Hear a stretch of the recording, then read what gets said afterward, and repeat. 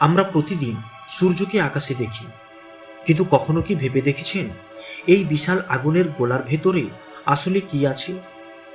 আর যদি কোনোভাবে সূর্যের ভেতরে ঢোকা সম্ভব হতো, তাহলে কি ঘটতো?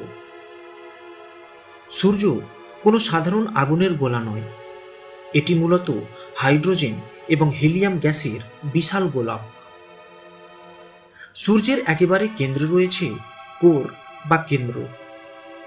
সেখানেই ভয়ঙ্কর চাপ এবং প্রায় 1,50,00,000 ডিগ্রি সেলসিয়াস তাপমাত্রায় হাইড্রোজেন পরমাণু একে অপরের সঙ্গে যুক্ত হয়ে হিলিয়ামে পরিণত হয়। এই প্রক্রিয়াকে বলা হয় নিউক্লিয়ার ফিউশন। আর এই ফিউশন থেকেই প্রচুর শক্তি তৈরি হয়, যা ধীরে ধীরে সূর্যের বাইরে এসে আলো এবং তাপ হিসেবে মহাকাশে ছড়িয়ে পড়ে। সূর্যের আলো পৃথিবীতে পৌঁছাতে সময় লাগে প্রায় 8 মিনিট 20 সেকেন্ড।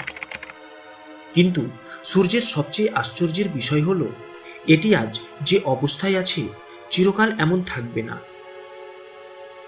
বিজ্ঞানীদের মতে প্রায় 500 কোটি বছর পরে সূর্যের কেন্দ্রে থাকা হাইড্রোজেন অনেকটাই শেষ হয়ে যাবে। তখন সূর্য ধীরে ধীরে ফুলে উঠে রেড জায়ান্টে পরিণত হবে। আজ যে সূর্য পৃথিবীতে জীবনকে বাঁচিয়ে রেখেছে, একদিন সেই সূর্যই সম্পূর্ণ বদলে যাবে।